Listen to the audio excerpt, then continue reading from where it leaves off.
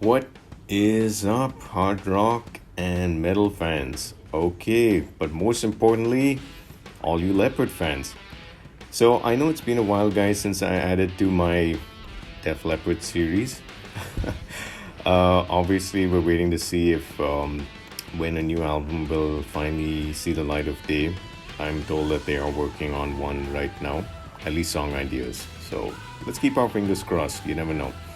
So, one thing that started happening, especially lately, was that a lot of guys started writing into me and asking me that, what would be my ranking of all the albums? Now, I know a ton of you guys have heard the reviews I've put together, have, watched everything. Thank you all so much for that, by the way, and for sharing these videos and for getting other people to watch them. And a lot of other guys have done reviews and, have, given me a thumbs up. So, thank you guys as well.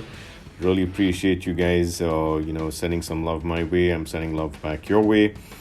But coming to the point in hand is that a lot of guys want to know, how would I rank these things? If I was to take all the albums that they've released, not live albums, there's a ton right now, but if I was to take all the studio albums, all the recordings, including the covers album, where exactly would each one fit? Where exactly would each one be? Well, I finally said, okay, you know what? I'm going to do that. So here's the list. Without further ado, let's dive straight into it.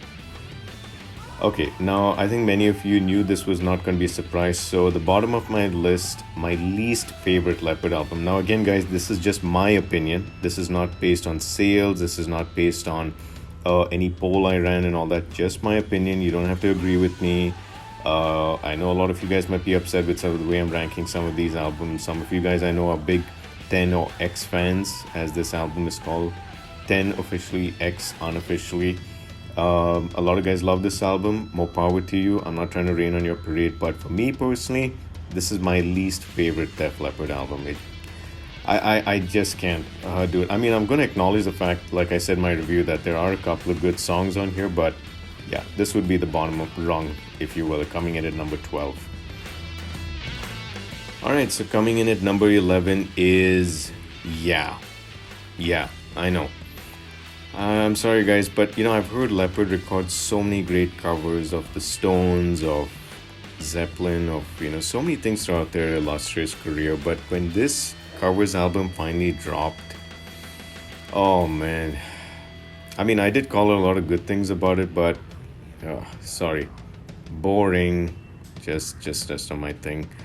Again, I'm not trying to rain on anyone's parade, guys. Don't get me wrong. I'm not trying to bash the band.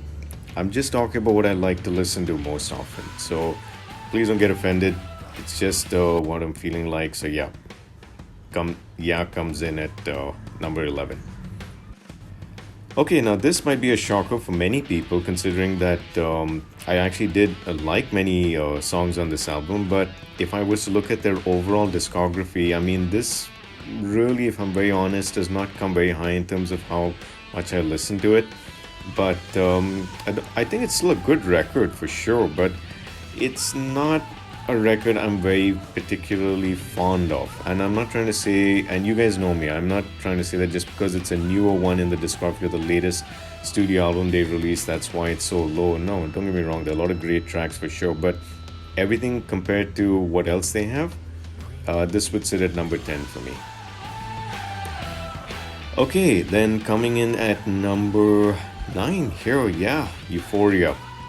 You guys know my thoughts on this. I've always felt that this was an unfinished album in many ways. You guys can check out the review and understand why I feel that way. But again, it's a good record. It's got its moments for sure, but there's just something missing about this. I don't know. I mean, I've kind of put my finger on a few things of what I felt it was. But I know a lot of guys love this album far more than some of the other albums I have higher up on my list. But yeah, this comes in at number 9 for me. Okay, this is kind of got a bit of a divide with the fan base, because I know a lot of guys will love it, a lot of guys who are okay with it. But I really like this record a lot. I thought it was a fun album. I thought it was a great return to form in some way, especially after it followed the X or 10 album.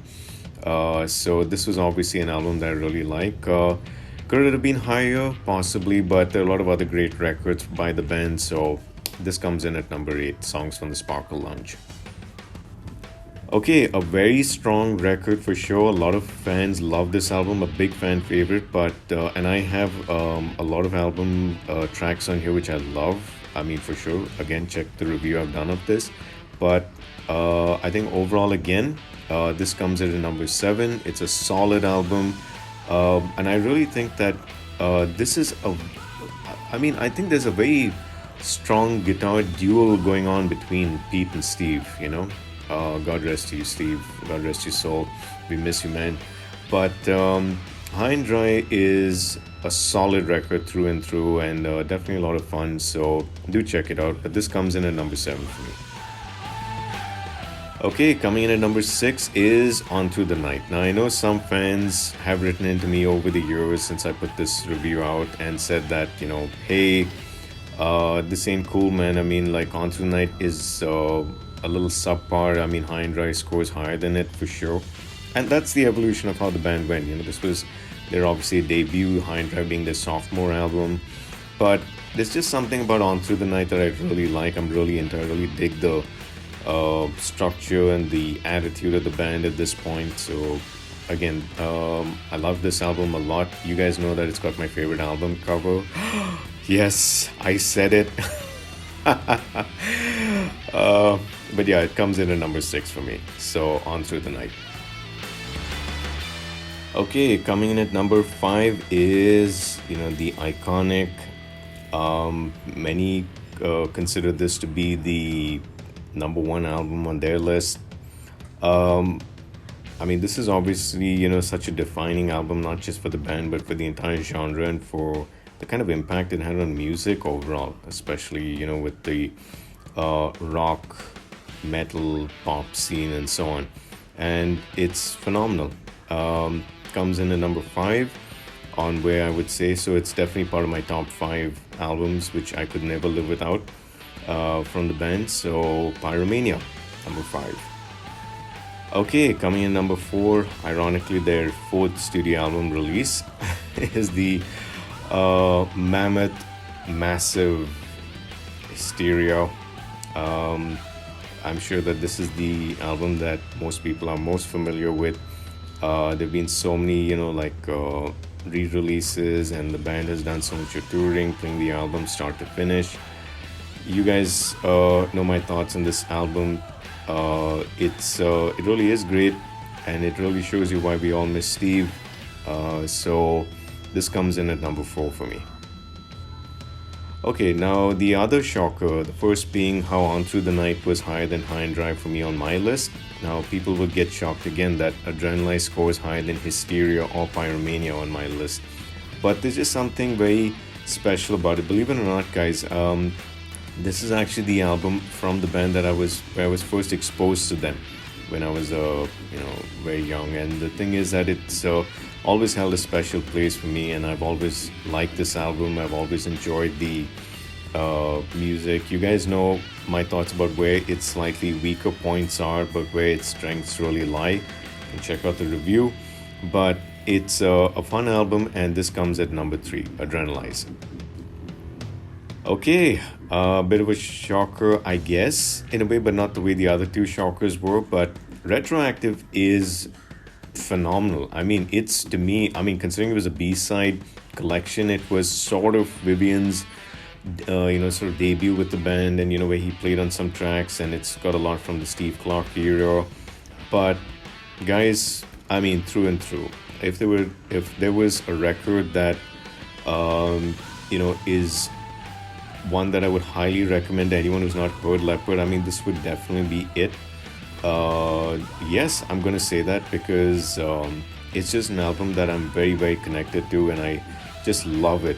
I mean, there's something like it's kind of like light and dark. There's a very dark tone to it, but at the same time, there's a very nice light that shines on it. So it's a bit of yin and yang, I guess. You don't have to agree with me with that kind of analogy, but that's what I think. So yeah, Retroactive, number 2.